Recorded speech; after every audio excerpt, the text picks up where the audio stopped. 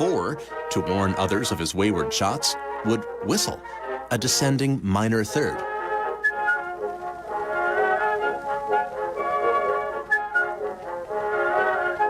It stuck in Ricketts' mind like a high lob to a soft green, and the Colonel Bogey March was born, with that whistle, serving as the opening line to the melody.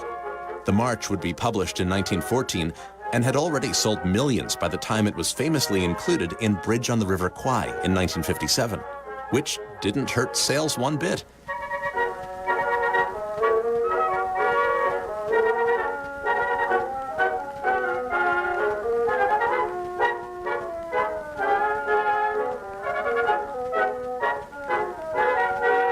Listen to more episodes right now at soundbeat.org. Soundbeat is produced at the Belfer Audio Archive, Syracuse University Libraries. I'm Brett Barry. The Maui Zan Show on KAKU 88.5 FM, Kahului, Maui, the voice of Maui. What up, Maui? This is Suzanne Kayian, and you are listening to the Maui Zan Show at KAKU 88.5 FM, the voice of Maui. Listen to me blasting the music. I had Vince Esquire on the show last week, and he kept going, levels, Suzanne, levels. You're hitting the red. So, a little bit about my show. If you've never heard my show before, this music in the background is kind of what it's all about, trying to evolve, trying to be a little bit better tomorrow than we are today. And when they offered me the show, I said, I'm going to go ahead and cut the music. When they offered me the show, I said, well, what could I talk about? And they said, you can talk about anything you want. I said, so I could talk about pop culture, I could talk about music, I could talk about social issues. Like one day I can talk about teen suicide, and the next day I can talk about how much I love the movie A Star is Born. And they said absolutely. And so today is the epitome of that idea, and I am so pleased to welcome my guest, sitting on mic number one, Michelle Tyler. How are you? I'm great, thank you. Go ahead and pull it up to your face a little bit. Is that good? Oh, it's perfect. I am so quick background on Michelle. We became Facebook acquaintances. I was obviously attracted to her and her music because you are what's the most that Stevie Nicks tribute artist? It's not like what's the best words? I would say it's a tribute. Tribute artist, yeah. And you, the tribute bands are just like huge, and you front. It's called Mirage, Visions of Fleetwood Mac. Right, and we also have a long-standing one called Belladonna. That was all started like all Stevie Nicks That's stuff. Right. Right. So of course, being the huge Fleetwood Mac fan that I am, I was really interested in Michelle and her career and all that kind of stuff. And then she's also a mom, 2 kids. That's right. And I'm a mom, and we talk about teen issues a lot on my show. My daughter's 18. We talk about challenges for teenagers and young adults growing up, and Michelle faced a tragedy none of us ever I don't have the words. You lost your daughter to opiates. Yes. And you've been very public, at least on your social media, about Lacey's death and how she's still a part of your life and not letting her life be in vain. And so when you were going through this, I was like, I'd love to talk to you about it. And we did talk about it online.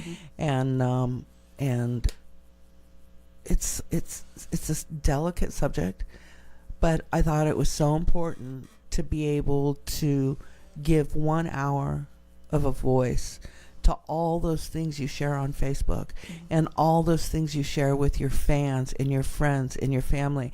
And I know it'd be difficult for me, and I know it would be difficult for you, but you know, I feel through you like I know Lacey, and she wants us here, you know. So we're going to talk about Fleetwood Mac, and we're going to talk about you, and we're going to share Lacey's story and welcome to Maui. Thank you. It's beautiful. So you went to Lahaina this morning. You're only here for how long? I got here Monday, like around noon. Wow, and you're only here for a couple of days. Yeah, I have to go back on Friday. And early. so, yeah. How often do you perform? Oh, a lot. Like 3, 4, 5 times a week, or 10 times a month? Sometimes it's all over the place. Yeah. We were in Las Vegas the night before I flew out here. Okay. And then I have to go back on Friday because we have 3 more shows next week. And how big are the venues, Carrie? I come from like a business point of view. So I'm like, is it like 50 people or like 300 or like 4,000? No. Well, we have played for as many as about 8,500. Oh, wow. Like a big festival. Yeah. I mean, the one in Santa Clarita was probably at least that many. Wow. And then we do a lot of Las Vegas showrooms, which can be 5, 6, 7, 800 seat. That's a nice size venue. That's a comfortable venue because it's a lot of people for you, but for the audience, it's still very comfortable and practically intimate. Yeah, it is. And your show is not just like you guys aren't just up there like singing. I mean, it's a big show. Yes. Yes, we use synced video.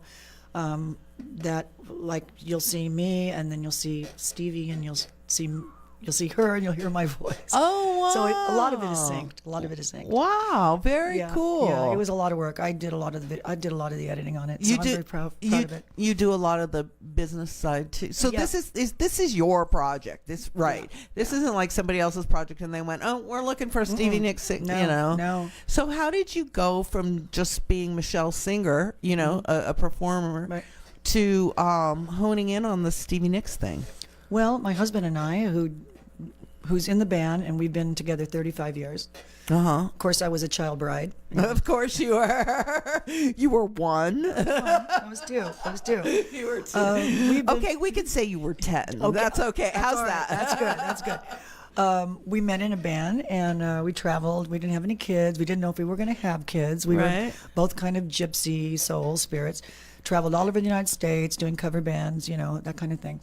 And just all kind of cover tunes. Yeah, everything. I mean, during I think we got together in about 1980, so most of the music was the 80s music. But of course, we did a lot of Fleetwood Mac and all kinds of stuff. Right. And people would regularly come up to me and say, "God, you should do more Stevie Nicks stuff," because I had kind of that timbre, And and of course, I loved Stevie. I loved her style. I loved her clothes. I mean, that's still one of the best things about doing. I was gonna say, I was looking at your pictures, and I was like, you get to dress up like Stevie Nicks for a living. Yeah. I mean, you get to play dress up. Yeah. And to one of the most awesome personas. Iconic. Iconic. Fun stuff. Very fun. Very fun. And so, we kind of, people would say, do more, and we do, okay, whatever. So we had a good mix of Fleetwood Mac along with the other cover stuff, right? Right. And then in about, I think it was about 2001, the tribute band in Los Angeles was really starting to take off. Of course, there'd always been Elvis impersonators and some Beatles and stuff like that. But a couple of the bands in Los Angeles, Led Zeppelin and some of those. There was Heart big. tributes. Yeah, very big. Yeah. And so we thought, we really wanted to get out of the nightclub business. Just the hours, 9 to 1:30, and you're playing for people. I mean, it's fun, but basically they're there to dance and hang out. No one's really, all that. It's different giving a show than playing a club. And I enjoyed it, and I still like playing clubs. I mean, with my friends, if they have us or whatever. I mean, I love that. I'm not putting any kind of negative trip on it. But we were just like wanting to do something. 24/7. It's not 6 nights a week. Yeah. 6 nights a week. It's why some actors like to make television because it's a regular job. Yeah. And you have to take your lifestyle into consideration. That's right. And we traveled a lot. We did a lot of the hotel chains all over the country. And stuff. So we decided, hey, why not try this tribute thing? So we were sitting down going, okay, and because obviously it's got to be a band that has a woman in it. Well, I can't sing like Heart. And even and not that I can sing like Linda Ronstadt either, but I'm like, okay. And this was kind of an interesting point, because not only did I love Stevie Nicks, but I said, Linda Ronstadt has great voice and everything, and even if I could pull off pull that off vocally, which I didn't know if I could, to be honest. But if Linda Ronstadt, she didn't have like an iconic image. You know, she had the dark hair. Right. And if you were dressed up like Linda Ronstadt, let's just say, and you walked into no one's gonna say, oh, that's Linda Ronstadt. Exactly. Yeah, it's not like Janis Joplin had the hair and the glasses. Exactly. And the, Exactly. Tina Turner, Yeah, Cher. Stevie is so Stevie's got a recognizable. look, So recognizable. And then of course Bob was saying, and all these people wanted us to do more. And Fleetwood Mac is one of the most popular bands on the planet. They are. But at that time we were going like, wow, to put together a 5-piece Fleetwood Mac band, that's like putting together a Beatle band because each person is playing a role. A separate role, because the people are very recognizable, defined, right? Like you can do, Steely Dan, and you don't necessarily know what the drummer from Steely. I mean, you know what I'm saying? Exactly. Exactly. But people are going to go like, that doesn't look like Christy, even though, and that's the thing about you is that you look and sound, and a lot of tribute artists don't have the look and sound. What about the other people in the band? Like, you said your husband, and what does he play? Well, he's actually a really, really, really good guitar player. Okay, so he plays. No, he doesn't do the Lindsay. No, because he's not a real strong lead singer. He's a really great backup singer, and he can sing lead, but he doesn't have that really strong voice. There you go. So he's taken on the role of John McVie, which is, there you go. And he stands back there with the glasses and the beard and just can't be more important of a person than John McVie and Fleetwood Mac. And not only that, he's my tech guy. He's the guy who makes it all work. That's awesome. Yeah, that's awesome. So you guys just thought, Yeah. So we started off doing Belladonna. We had basically Stevie and her backup band because I was lazy and I thought I could have anybody be in the backup band. I could trade them out because it's as long as you got the Stevie person, these people could all come and go. I mean, right? Because nobody really, in all fairness, unless you're a huge fan, yeah. People didn't pay attention and to her band changed a lot. Yeah. So we did that for about 13, 14 years, very successfully, and we were on Access TV, World's Greatest Tribute Bands, and it took off. It was great. Yeah. And you're based in LA, right? Yeah. Okay. And then about 3 years ago, some agents said to me, you could really branch out more if you do the actual Fleetwood Mac lineup, because then, you can maybe get some other gigs, with some places who maybe wouldn't, just do Stevie. I don't know. It is a little bit more rocking. Fleetwood Mac has a little bit broader of a reach. Plus, there's other. Yeah. There's other content you can do. Are you here? I'm here. This is my friend and my announcer, Michael Courier. This is Michelle Tyler. How are you? Nice to meet you. Have you been listening to the show? You know what it's about? Yes. Okay, cool. I'm saving some of the good questions till you got here. Yes. But, I mean, like today I was like, I'm going to put on some Fleetwood Mac music. And, you play, Silver Springs and Go Your Own Way. And wait, that's those are not, Stevie sings on them. Right. But they're songs that you wouldn't do in a Stevie Nicks tribute show. That's exactly. True. So now we just actually Saturday night in Las Vegas, we did Belladonna. Wow. At a big casino out there. And then next week we're back to Mirage. So, it's best of both worlds. We're getting to do both of them. That's cool. And they're very different. Yeah. Each band is very different, so it's good. I bet. Hey, Michael, how are you? Oh, you need a microphone? Check, check, check. 1, 2. Okay, welcome. Aloha. How you doing? I'm doing good. I'm doing good. Yes. Good. Thank you for joining us. Wow. This is so cool. I mean, we have a master Stevie Nicks. World renowned. I would love to hear your material. Okay, well, let me put it this way. There's a couple, because I always play music on the show, and anybody who's on my show who's a musician, I'm like, you got to do something live, right? Oh, okay. So I called Eric Gilliam, who is the lead singer and guitar player in Mick Fleetwood's band here on the island. Fantastic. And I called him, and I'm like, Eric, you'll never believe who's going to be on my show this week. And he's like, oh my God, I'm in Oahu all day on Wednesday. And I'm like, damn. Oh. So I have another friend, his name's Steve Craig. He is a John Lennon tribute artist, lived in Vegas for years and years and years. Maybe I know him. You might know him. He just recently moved to Maui about a year ago. Steve, and when Tom Petty passed, he did a lot of Tom Petty tributes. So I knew it would be in his wheelhouse. Steve, can you come to my show? He's like, yes. And I'm like, I don't care if it's for one song. If a friend shows up with a guitar and can play a Fleetwood Mac song, I'm gonna put her on the spot. There you go. And ask Michelle to sing, right? Obviously, there's no guitar players. I went through everybody on the island, and then sitting in the car right when I got here. Okay, two things. One thing, I thought we can pull up one of your YouTube videos and we can play that. Absolutely. So people can hear what the big show sounds like. But there's also this little thing called karaoke tracks, and I could just play a little karaoke track. You sure could. And would you do that towards the end of the show? Course, oh, yay! We're gonna have some music. I was just perusing your Facebook page, and the outfits are great. Oh man, wouldn't that be fun? And you got the stuff draped over the microphone stand. Look, I kind of did the I theme see. today. Did you see it? You have your wings. You have your Rihanna wings. Okay. I think it's in Suzanne's wheelhouse too. So I want to ask you, people, when they heard you were going to be on the show, were like, what's it like? Do people expect your personality to be like Stevie? I mean, I'm 100 questions. Have you met Stevie? Has Stevie seen you perform? Okay, so those are all the questions I want to get to, but I've got to throw the big one out because it's important to me. What do you think about Mike Campbell as a guitar player for Fleetwood Mac? You know, I can't. I love it. Go ahead. You're free to give your opinion. No, you're free to give your, because there's people have valid reasons to like him, and people have valid reasons not to like him. And I'm just curious because, I mean, Fleetwood Mac is automatic. We're talking your Fleetwood Mac tribute band, and we automatically say lead guitar Lindsay, right? But I've seen Fleetwood Mac with Rick Vito. Right. And that was a fabulous show. So, yeah. You know, like you said.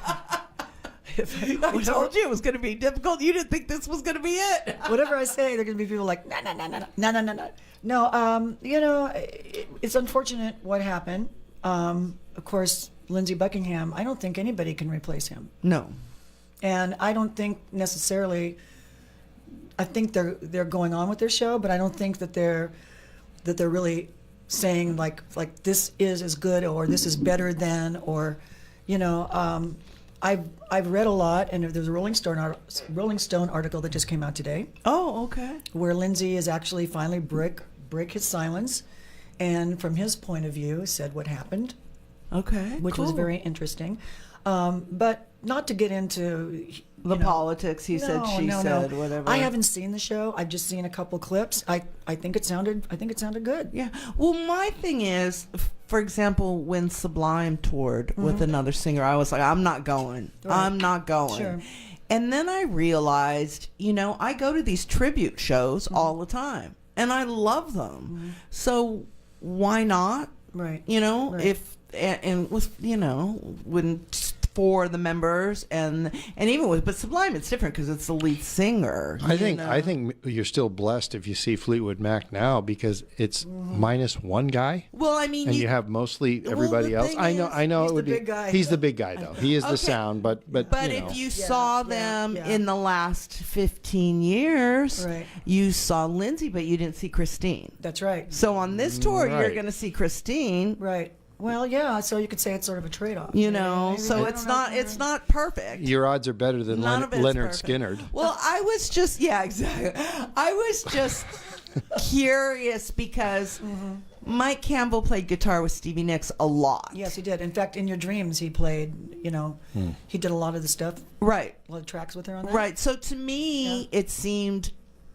Yeah, we don't want... I mean, it'd be nice if Lindsay was there, but to me, it seemed like a good fit. You know? It kind of seemed like a natural go-to to me, because she was such good friends with Tom Petty and also good friends with him. So I wasn't surprised when she asked him. I mean, when I saw... Well, you know, that's kind of a natural go-to. So are they aware of your band, Stevie, you know? Oh, yeah. Yeah. So you've met her. Has she seen you perform, or do you have any Stevie stories? I do. I don't know if she's actually seen. I'm sure she has. I know she's she heard us over a cell phone call when we were doing a show down in Temecula a few years ago. And she reached out to you guys? Well, what happened was we were doing a show, and at one point we were doing Landslide, and it was my husband and I. He was playing the guitar because we were doing Belladonna at the time. and the band left the stage. And I guess a woman in the crowd, it was an outdoor show, came up to our keyboard player and said, "My husband is Steve Rial, Stevie's vocal coach, and he's on tour with Stevie and Don Henley right now." Okay. And this was 2005. And if I can get him on the phone, he can put Stevie on the phone. Do you think your singer would like to say hi? And so my keyboard player goes, "Yeah." Yeah. Right? But of course, you don't know. You You can't don't know really- who you're talking to. Could No. be, yeah. Yeah. So what happened was the song ended, and the band came back on stage. And of course, there was no time. The keyboard player was behind his keyboard. He couldn't walk over to me and go, "Hey, you see that woman over there?" You know, it was awkward. Yeah. So we didn't know. And, people are out there with their cell phones anyway, right? So it didn't seem unusual. Unusual that this woman was waving herself. Right. So we finished our set, and then our keyboard player came up to me and told me. And he said, "I don't see her now, but, she told me his name is Steve Rial." So I went home. I was just curious. I found his website. He had said, "Contact me." I just wrote him an email, and I figure, it's either true or it's not. Right. He's either going to say, "I don't know who the heck you are," or "Yeah," right. Or even more, I'm not going to hear back from him. Right. And I just, whatever. So I wrote to him, and like within a few hours, like the next day, he wrote back and said, "Yeah, we were in the limo with Stevie heading back, to the hotel.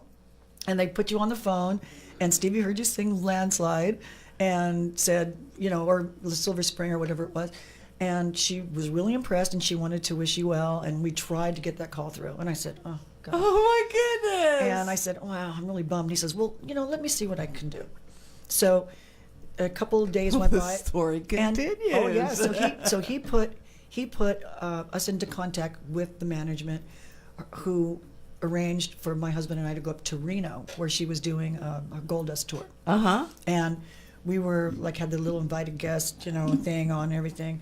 And we went backstage, and she was there. We were the last people to walk up to her, and I wasn't trying to look creepy, and I had my hair pulled back. And You didn't come in your Stevie garb. Stalker fan. No. I didn't. Yeah, of course, especially with Stevie Nicks, you just want Right. Yeah. Right. So I walk up to her, and she turns around and looks at me, and I said, "Hi, Stevie." I said, "Hi, I'm Michelle Tyler. I think you maybe heard me on a cell phone a couple weeks ago." I don't know what to say. And she stopped. She turns around. She put both of her hands on my shoulder, and she says, "Oh my God, we tried to get that call through so much. I kept telling her, run over there, run over there, run over there." So I'm standing there. Oh my God. And That's I said, awesome. And I said to her, I go, "Well, if I would have known a bigger name on the other end," I go, "You know what? It probably didn't sound very good on a cell phone, but Yeah. we really tried to do a really respectful show, everything." She says, "No, you sounded great. It's good to hear people doing my music, playing it well." And then she did something really cute. She leaned into me really close and said, in a kind of a quiet voice, she said, "In fact, you sounded so good." She goes, "You just let me know anytime you want to take over, because I've about had it." Oh, no way. Yeah. I love that. And so, Love it. so I'm standing there kind of. Just put some sunglasses on. No one will ever know. Jaw fall. Yeah. Oh no! I mean, serious. Oh, go ahead, finish. I don't want to. No. funny. I was going to say, and then we had a little, a little CD that that we licensed. We paid all the license, all the royalties. Right. And it was just a little CD, that we sell at our shows and everything. And I just thought, she might get a kick out of this. I mean, because my husband produced it. And he actually works for Warner Brothers also. Okay. And he's a music guy. Yeah. And it's really pretty good, I think. And so I gave it to her. I go, it's all licensed. It's all licensed. I go, but you might think this is kind of cool, kind of funny, kind of cool. And she looks at it and she goes, "This is so cool. Oh, I'm going to listen. I'm going to listen to this."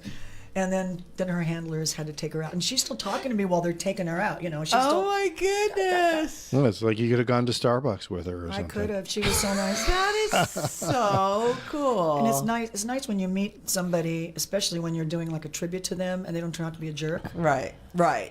Well, see, that's the thing somebody asked me is like, what's it like when people expect you they respond to you as if you are the personality, you know. And I don't want to go to because we've been gabbing. We can sit here and gab all day. One more thing I want to say, Michael. Yes. The news media has run photos of Michelle before that say Stevie Nicks on the bottom. That's right. hilarious. Hasn't it happened? I can see that. Right. Yeah. Reuters or something. Oh, I love it. She was seen over here. Yeah, actually, the photos Stevie Nicks. of their band. I'm just looking at them right now, and you guys look great.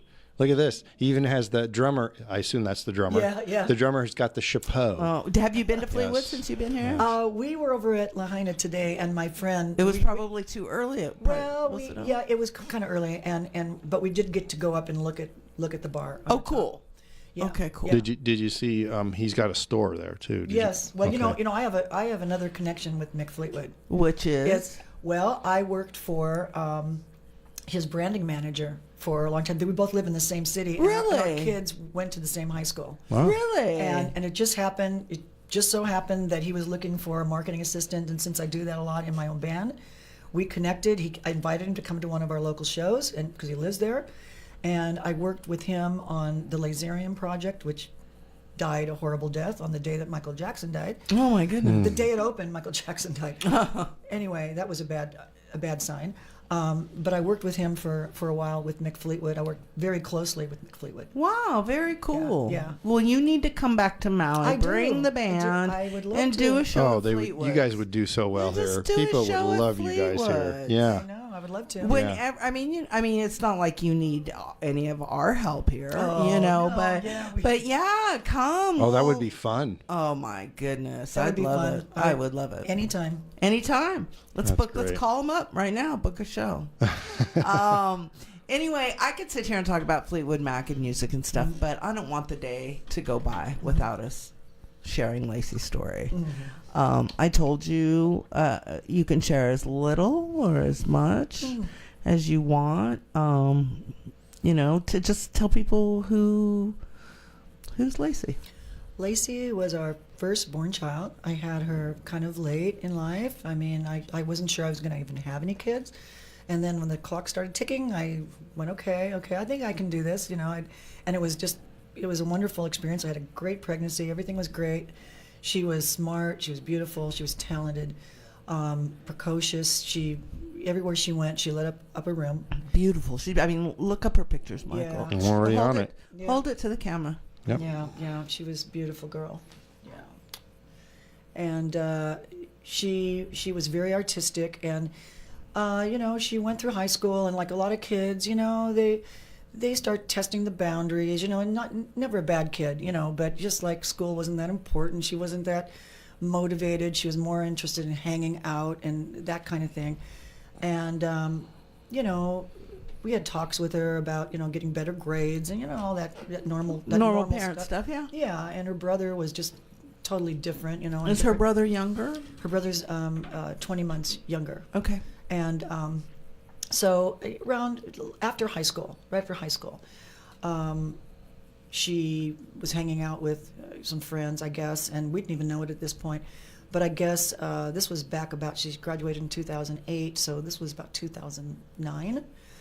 I think that the kids in that area got their hands on OxyContin. Didn't get it from my medicine cabinet because I don't have it, but I think that they From a parent's medicine cabinet, maybe? you know what? They were handing it out like it was candy. The pharmaceutical industry. At that point, you're right. Yeah, and doctors were prescribing it like crazy because they thought that it was timed released, and you know. Anyway, they've come to find out that that's not exactly true, and that's why there's a lot of lawsuits pending against that company. But the kids got their hands on it, and of course they're thinking, oh, it's a pill. It's a, you know, my parents have it in their you know medicine cabinet. Right, it's not. You don't have to tie your Right. arm off and Right. put a needle. Sure, yeah. sure. So how So- bad can it be? Right, exactly. Well, it can be really bad because Right. it's an opiate, and in fact they call it hillbilly heroin. That's what they call OxyContin. Yeah. And you can get just as addicted to OxyContin as you can to heroin because it is heroin Right. in a pill. And so the kids started, you know, doing that. I didn't know she was doing that.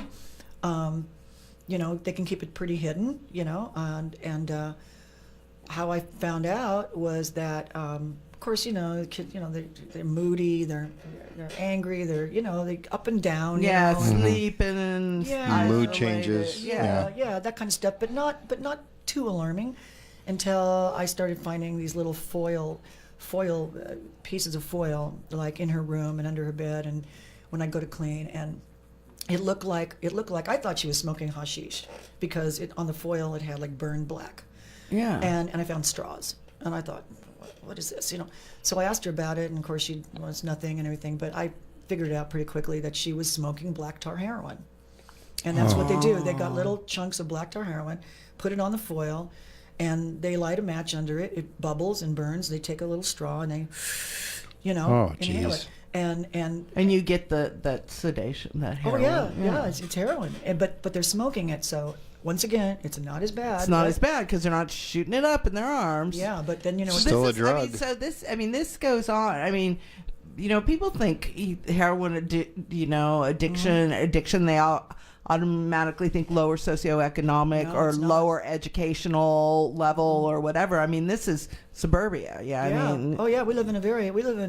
We live in a place called Agora that's a very nice. It's a very nice area, and we moved over there to give them like the best schools. They have 3 elementary schools, which go into 1 junior high, which goes into 1 high school. Right. And they're all national blue ribbon schools. Right. And these are pretty affluent people. Right. Over there, and of course, we bought our house a long time ago, so we're not as affluent. Well, no, a lot of us make financial sacrifices to live somewhere and put our kids into school too. But anyway, so continue. So she was doing that, obviously, and I found that out, and started having talks about it, and struggles with it and all that stuff, and it wasn't soon after that I started looking around. I started getting to be a nosy mom, of course. Right.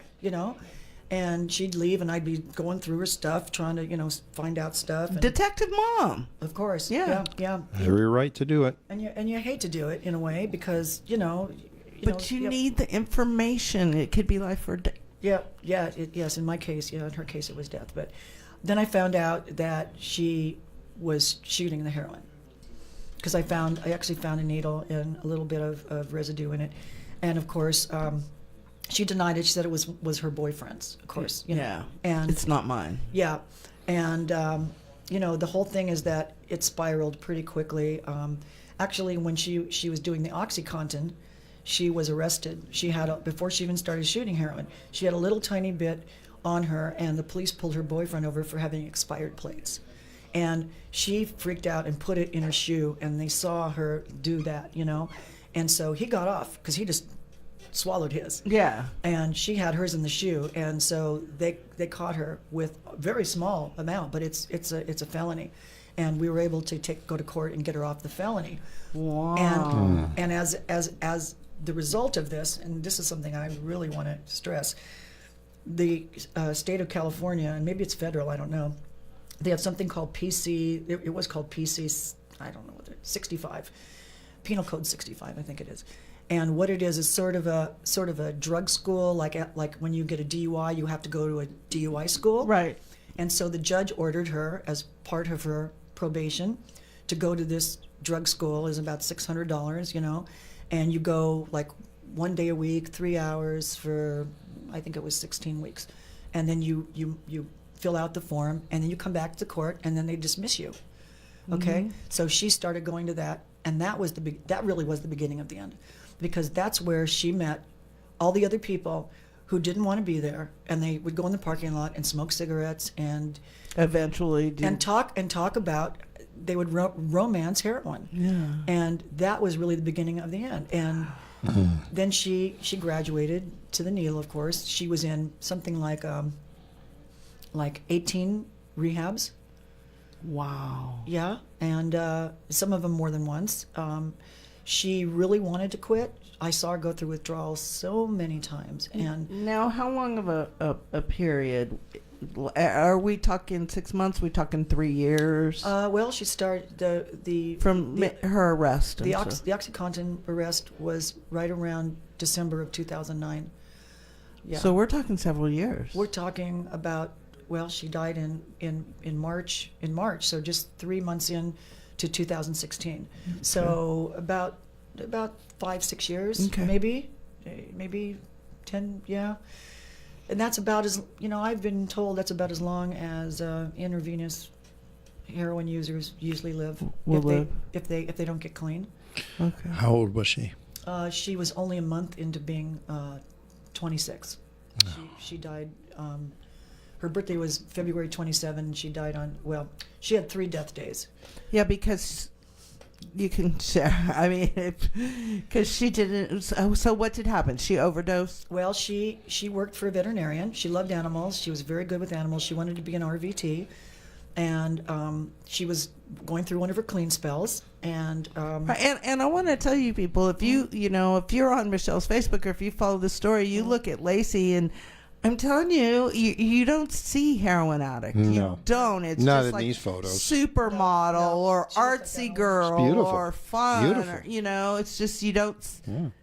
Yeah. So that I mean, no, it's not. does that make it harder to see to some parents, was that harder for them to see the reality if the kid is like good on the surface? I think so. And I'm not saying No. drug use is bad. I'm saying, Right. you know what I mean. Right. I know. have I bad get choice it. of words. I get it. Okay. Totally get it. Like I said, I'd see her go through withdrawals, and if you ever seen anybody go through withdrawals, they are. She always described it as like having the flu times 1,000. Oh my goodness. Like the worst flu. She told me that she had chills, she had, sweat, she had diarrhea, she had vomiting, she had body aches. She was only 20, I think the first time I saw her go through it, she was maybe 24, 25. And at that time, she didn't look as beautiful as that picture. She was all, very, very beaten down. Tattered, and every time she would say, "Mom, I don't want to do this anymore. I'm so sick of being sick." And she meant it. She really did mean it. At the time, she meant it. And she would be clean for maybe a couple months, 2 or 3 months, and then something would trigger her. And with drug addicts, triggers can be music, they can be smells, they can be places, they can be people. It could be something good, it could be something bad. Exactly. And something would trigger her, and she'd go right back. And she was in so many rehabs, and I'm glad rehabs work for some people, but it sure didn't work for her. It wasn't. Very sorry for your loss. I know. Thank you. So the rehab is. It's a revolving door, Right. Plus, like you said, I tell my daughter this all the time. I said, when I was in high school, I hung, maybe not high school, right out of high school, junior college, hung out with a lot of partiers. It was the late 70s. Everybody was doing blow. Everybody was drinking, Yeah. And I went away to college, and I came back, and everybody's still doing blow, and everybody's drinking. And all of a sudden I looked around, and I'm like, all my friends are drug addicts. Oh, God. And, I know. just like, you have to be aware that the people you surround yourself with. You are the company that you keep. You are, Yeah. very much That's so. right. And That's true. like you said, that was so insightful about her going into that program. And, bunch of other opiate users. So yeah. she worked for a veterinarian, a couple different ones, and that's another thing. Drug addicts cannot keep jobs because they get sick, they can't go, they're not responsible. I mean, they just can't keep jobs. Miss work. Right. So she had a lot of jobs, but she went to work for a veterinarian, and she loved her job. It was close to home, and they did exotic animals and everything. And her dad and she was living with us at the time, and we went up north to do a show, and we admonished her the way we always did whenever we left her alone. We said, "You know the rules. Nobody in the house."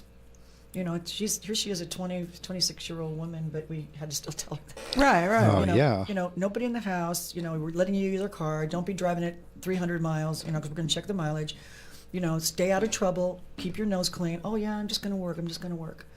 And as soon as we were gone, as soon as the cat's away, the mice will play. Because that's what drug addicts do. Right. And she had some. Right. It almost that away part, like being alone, is a trigger. Oh, it is a trigger. Absolutely Yeah. a trigger. And so she had some people over. I guess they didn't. I don't think they did any heroin because I saw the phone records and everything afterwards. But they certainly did Klonopin and Adderall and other things that they found in her system.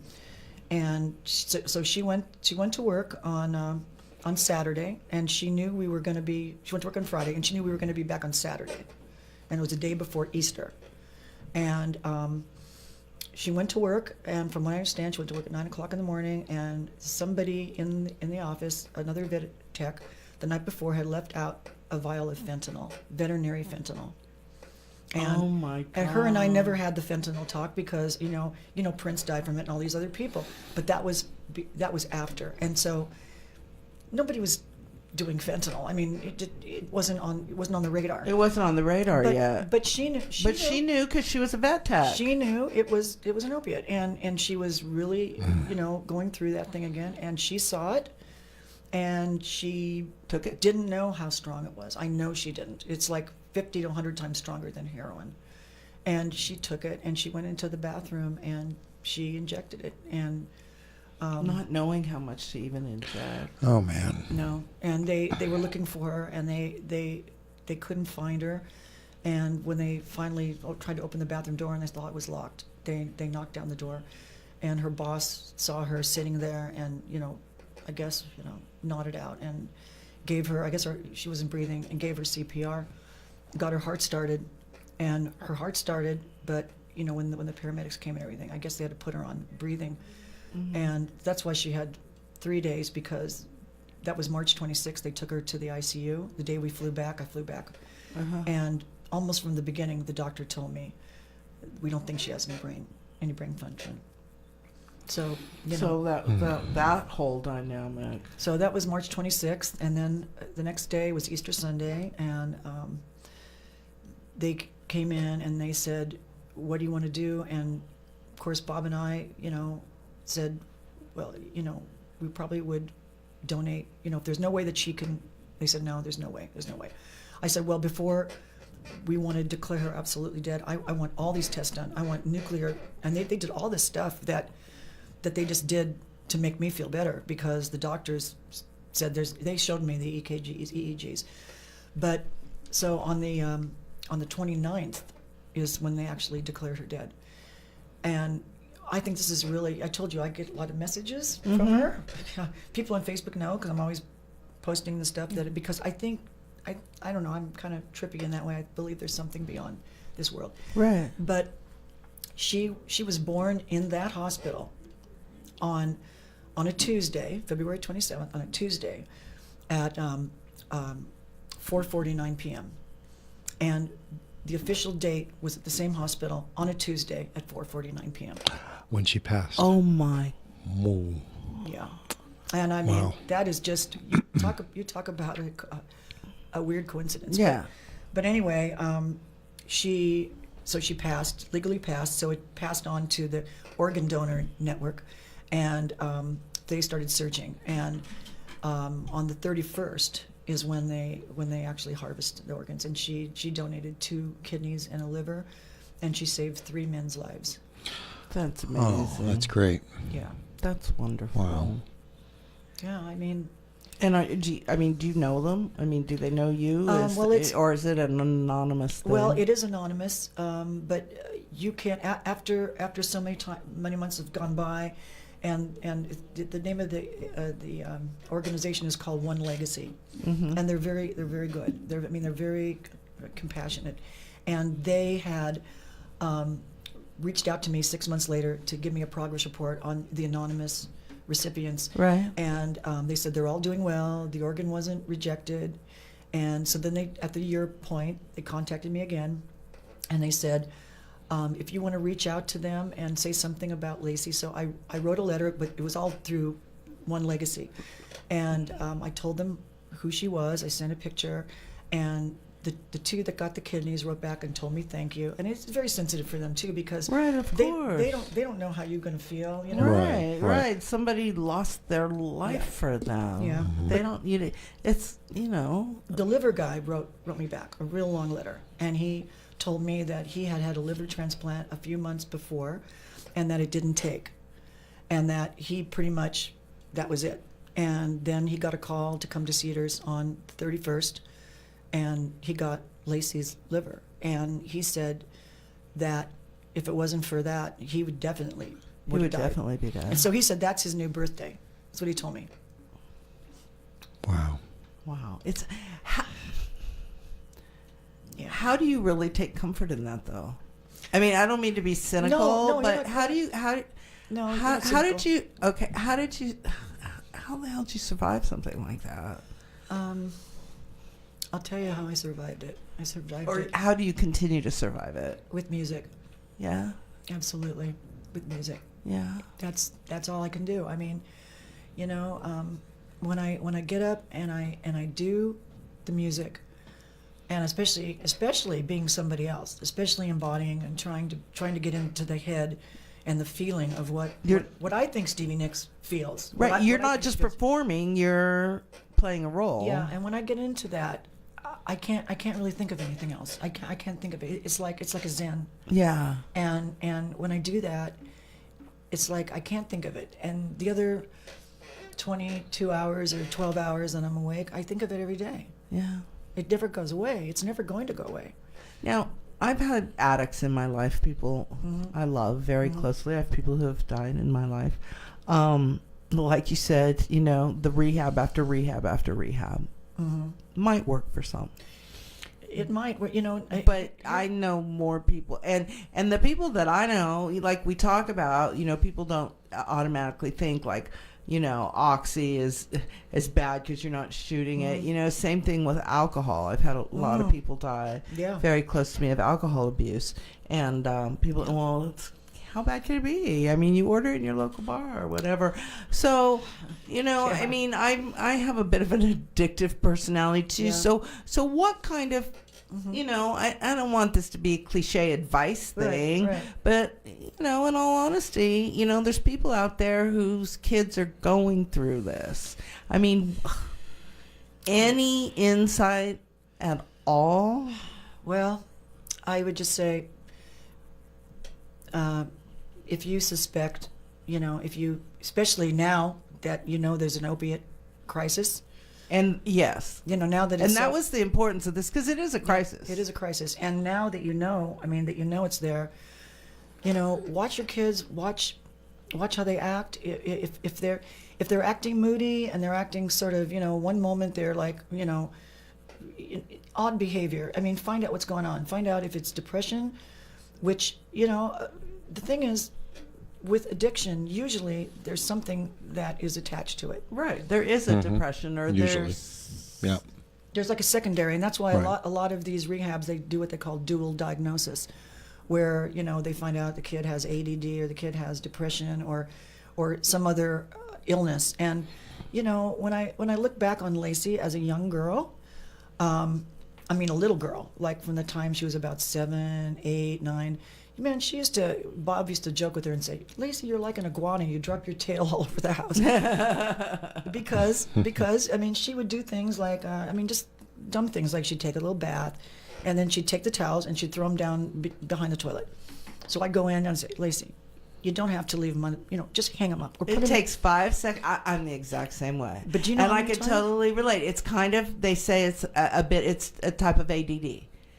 And you just cannot follow through that last 10 seconds. No, and she would get frustrated. I would get frustrated because I'm like, "Come on, really, Mom, just chill, just chill. Shut the cupboard. Just chill." And I'd say to her, "You know what? We won't have these arguments if you can just, you can't leave them back here. They'll get mildewed."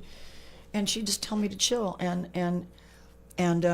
it became clear that she would just be, when they got dropped, she was onto something else. Yeah. And I should have recognized that. But I just thought she was just being, a willful child, just being, at first it's like, why can't you just do this? Yeah. But I'm thinking now that she probably had ADD.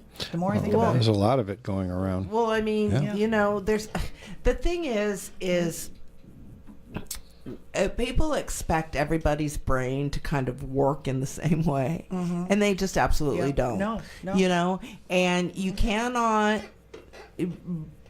successfully parent somebody with ADD in the same manner that, just people's needs are different. Right. Like, I have a sister who's very linear and very organized, and we're just totally different people, and people think and you can't. It's so important not to judge people. I agree. And go like, "Oh my God, she's a messy slob." You know, because you don't know. No, you don't. You don't know how people's brains are wired. No. I thought of that today. I opened my refrigerator, and I swear to you, there's stuff piled on top of stuff. There's stuff shoved under here. I mean, it is the most, like, you open it, it's like those closets in the comedies.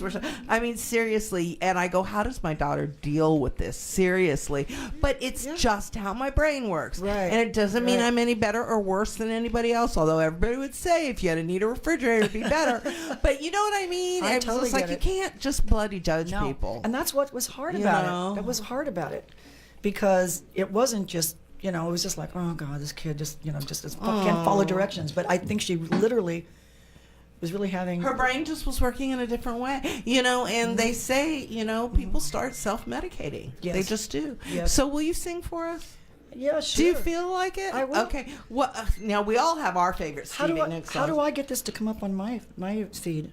To get on your feed? Yeah. Oh, you You go. want to see it live right Go to now? K- Oh, no, go- I just... Is it going to my feed? It's I don't go. Did you? We were going to do it at the I beginning know. of the show. That's okay. We were going to go to Oh, I see it. KAKU's feed. It's happening right now. know. There I it just- is. Do I just hit that? Click that. If you click share, it should go to. Oh, but it's Gotta not. turn then down you the just volume. turn down your volume. Yeah, See? that's Watch right. me wave, and then there's a delay. Yeah. All right. There we go. All right. Cool. I have. Let me see. What do I have? I have. Well, those of you that are in Santa Clarita, California, Santa Clarita. they have a show coming up. Mirage, Visions of Fleetwood Mac. Oh, yeah. October 20th, Saturday. Oh, cool. At 8 p.m. Cool. Am I right? You're right. The Canyon. Yeah, at the Canyon, and that's in Santa Clarita, California. Yeah. So much more I want to Westfield, talk about. Valencia Town Center. Yeah. You just did a show with the Tom Petty tribute guy. Oh, he was great. Oh yeah. my God! There's just so much I Yeah. want to talk about. Yeah. I know you're on an island, you know, for a couple of days. You're gonna do a show at Fleetwood's, and you're coming back to my radio show, please. I would love We'll stay in touch via have got, Facebook. I have got karaoke versions Uh-oh. of Dreams, Rhiannon, Gypsy. Those are your three choices. How about Gypsy? Is that probably in the same key? I imagine. I don't know. We'll see. Let's Okay. see. All right. Let's see. This is going to be aux 2. We got to do the technical. Okay, this is Michelle Tyler. We only have 4 minutes left, but Okay.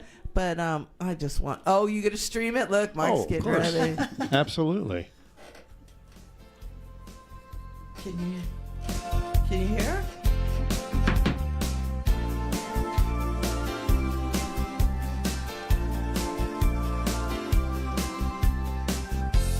So I'm back to the velvet underground, back to the floor that I love, to a room with some lace and paper flowers, back to the gypsy that I was, to the gypsy that I was.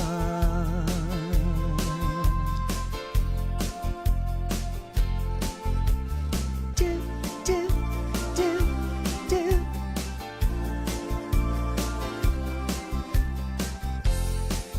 Well, it all comes down to you.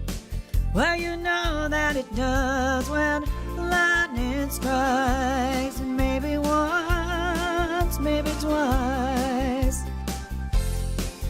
and it lights up the night, and you see your gypsy. Oh, and you see your gypsy. This is where we twirl.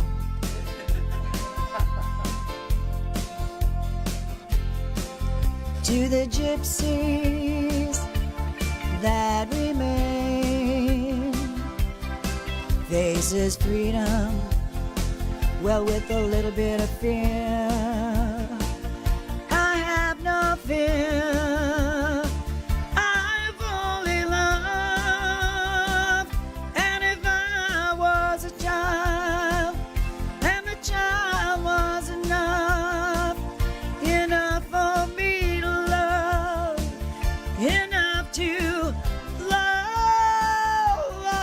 love. She is dancing the She was just a wish. She was just a wish.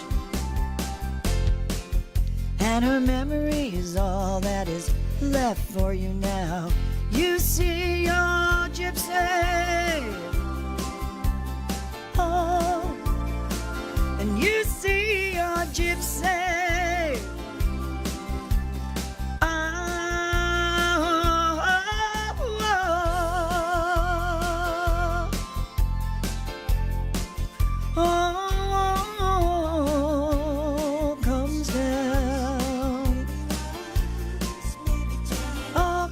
Down to you. And that's where we twirl out, you see. Love it! Michelle Tyler here on KAKU 88.5 FM, the voice of Maui. Those of you who are not watching this on Facebook Live, you guys should see me. I'm crying and laughing here's the funny thing. Dancing. To my live stream video, it's going to sound a cappella because I have the feed in my head. So I'm going, wow, this sounds great. And I'm going, well, maybe if somebody understands, she's singing Gypsy. We've got a play track going, but I couldn't feed it to Facebook live stream. That's great. Oh, that's fabulous. Okay, God, we're out of time. Yes. That was so beautiful. What a way to lead us out. That was a fast hour. Thank Just you talking to Yes. so awesome. much. I promise you got to come back to the island and play. You guys got to come here and there's play.